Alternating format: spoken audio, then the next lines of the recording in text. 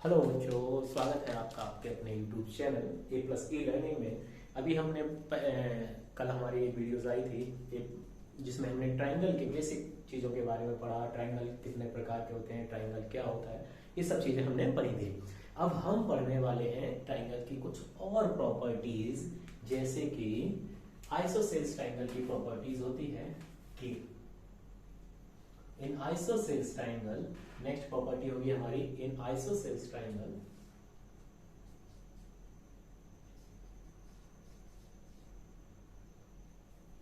इन isosceles triangles. एक isosceles triangle में क्या होता है कि जो बेस एंगल्स होते हैं in isosceles triangle, base angles are equal. ठीक है, यानी कि आइसोसेल्स ट्रायंगल में जो बेस एंगल्स होते हैं वो इक्वल है। बेस एंगल्स बेसिकली होते क्या है कि जो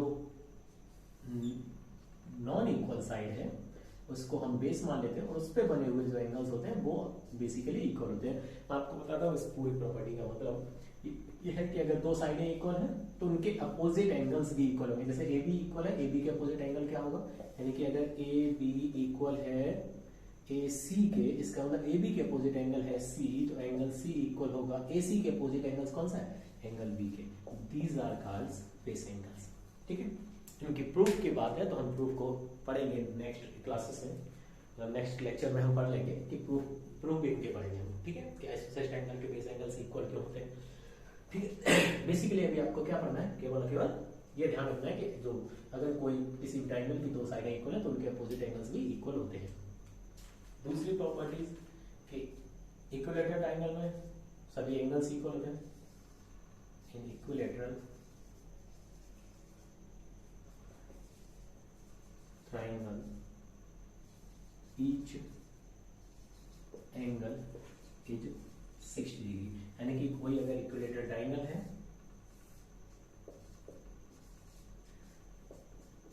जिसकी ऑल साइड्स इक्वल है, इसका मतलब हर एक एंगल भी कितने डिग्री का होगा, 60 डिग्री 60 डिग्री 60 डिग्री। फाइन है इतना।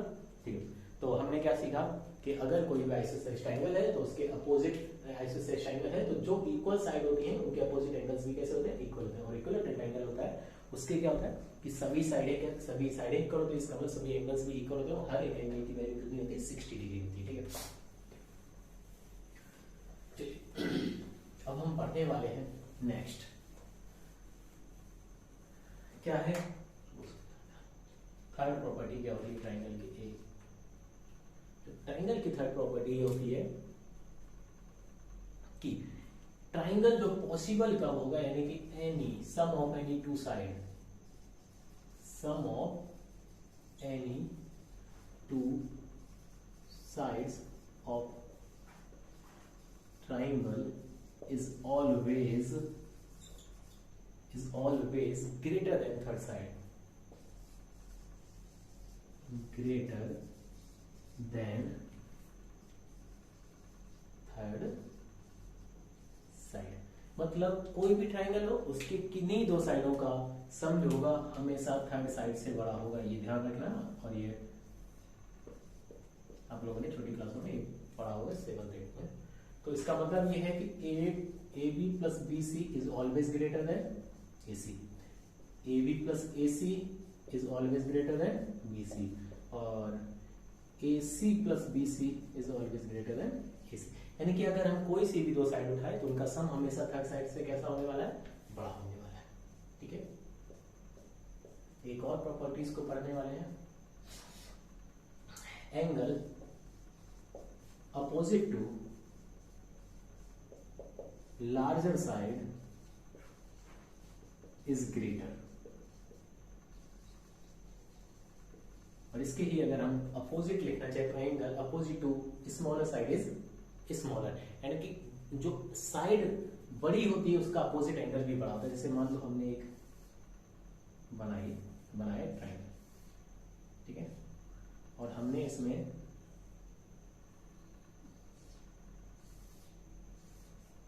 इस साइड को सबसे बड़ा बताया है, यानी कि ए बी जो है वो कैसी है, सबसे बड़ी है।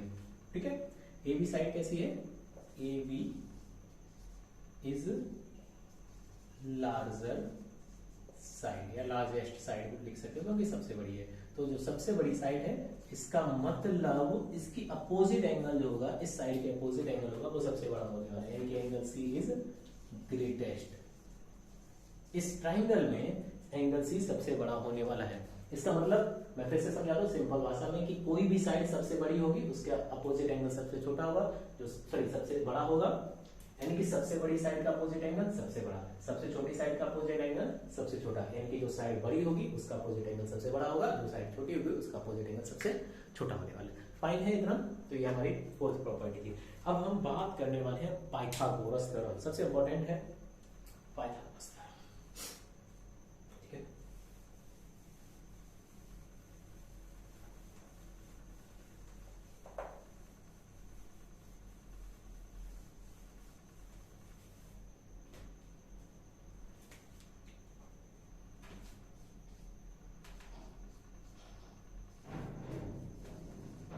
Pythagoras theorem. ये पाइथागोरस थ्योरम क्या है? एक पाइथागोरस मैथमेटिशियन थे जो थेल्स के स्टूडेंट थे। थेल्स एक मैथमेटिशियन थे, थेल्स उनके स्टूडेंट थे पाइथागोरस। उन्होंने एक थ्योरम दी थी और ये जो थ्योरम है ओनली इसमें लगने वाले हैं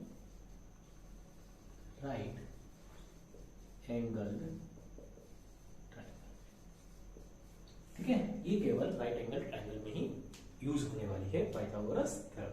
तो क्या है पाइथागोरस थ्योरम मैं आपको समझाता हूं। तो पहले एक राइट एंगल ट्राइंगल बनाते हैं। ये आपका राइट एंगल ट्राइंगल है ए बी सी। तो पाइथागोरस ने क्या बोला था कि राइट एंगल ट्राइंगल, किसी भी राइट एंगल ट्राइंगल में सबसे बड़ी साइड जो होगी, अगर हम उस पर कोई भी स्क्वायर बनाते हैं, इसको इरेज करना पड़ेगा, यानी कि सबसे बड़ी जो साइड होती है अगर हम इस पे कोई स्क्वायर बनाए,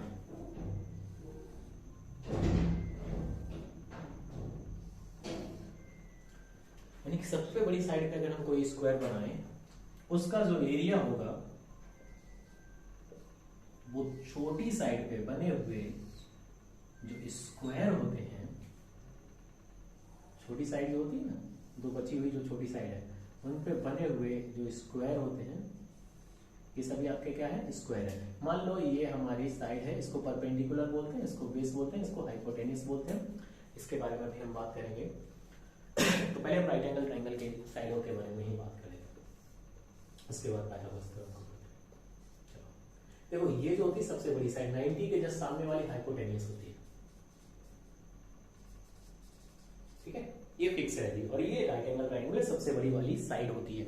और सबसे बड़ी साइड जो राइट एंगल ट्राइंगल की होती है वो क्या होती है? हाइपोटेन्यूस, यानी कि 90 के जस्ट सामने वाली साइड हाइपोटेन्यूस होती है। और जस्ट अभी आपने पढ़ा था, सीखा था कि सबसे बड़ा जो एंगल होगा उसकी अपोजिट साइड सबसे बड़ी होने वाली। तो राइट एंगल ट्राइंगल में एक ही राइट एंगल होता है, इसका मतलब एक ही सबसे बड़ा एंगल होगा 90 डिग्री, इसके अपोजिट साइड भी सबसे बड़ी होने वाली है।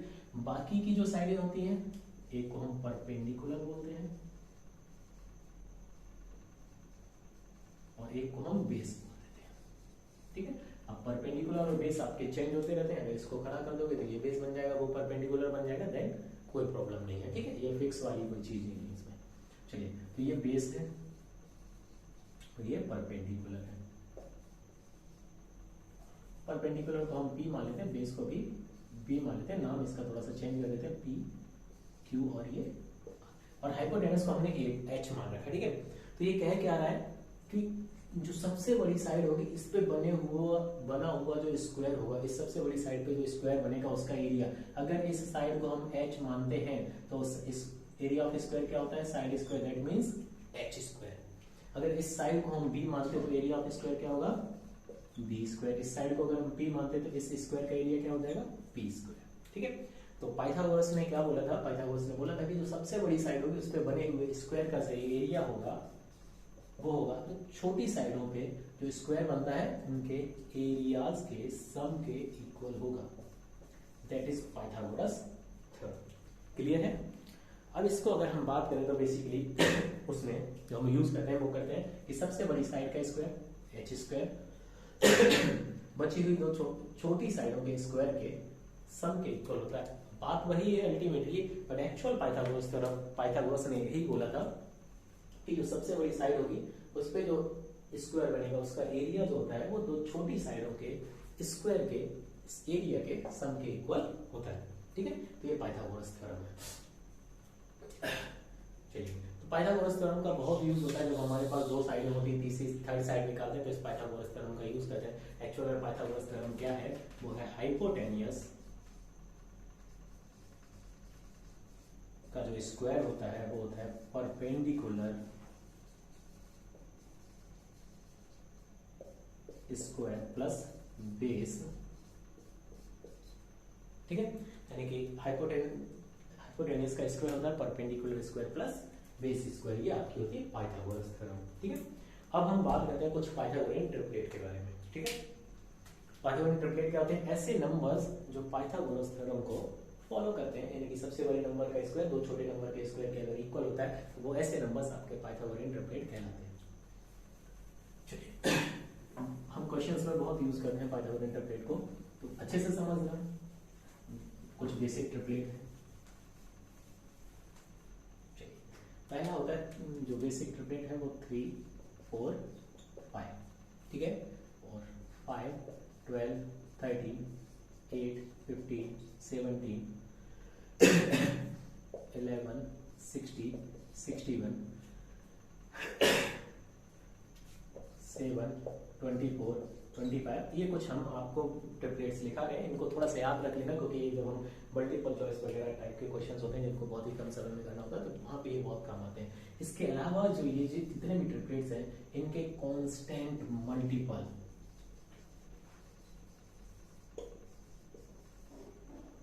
कांस्टेंट मल्टीपल भी क्या होते हैं, पाइथागोरियन ट्रिपलेट होते हैं। जैसे 3 4 5 है, अगर हम इसमें 3 4 5 में 2 का मल्टीप्लाई करें हर एक नंबर में, कांस्टेंट मल्टीपल मतलब हर एक नंबर में सेम नंबर का मल्टीप्लाई किया जाए, दैट मींस 6 8 और 10, ये आपका ट्रिपलेट बनेगा। 3 का कर लो तो ये 9 12 और 15 बनेगा ट्रिपलेट। 4 का कर लो तो 12 16 और 20, यानी कि ये सभी आपके ट्रिपलेट रहने वाले हैं। ठीक है,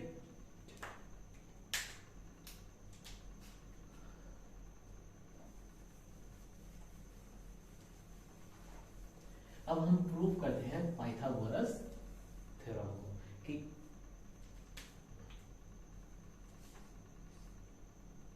हम प्रूव करने वाले हैं पाइथागोरस थ्योरम को।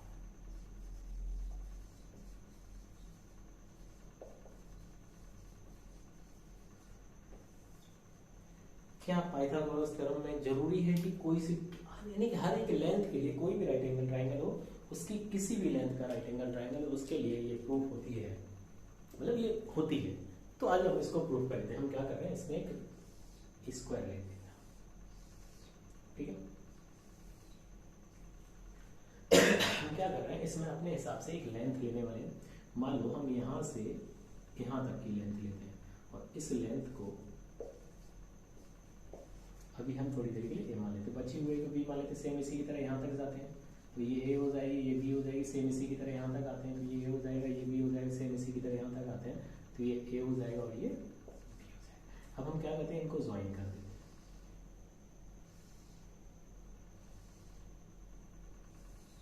ठीक, हमने क्या किया, इनको ज्वाइन कर दिया और मान लेते हैं ये जो साइड है वो सी है, तो ये भी सी होगी, ये भी सी होगी, ये भी सी होगी, यानी कि ये एक आपको एक स्क्वायर बनने वाला है। ठीक है, अब हमें क्या दिखाना है कि ये राइट एंगल ट्राइंगल है, ये राइट एंगल ट्राइंगल, इसमें हमें प्रूव करना है कि C square equal to A square plus B square होगा कि नहीं होगा।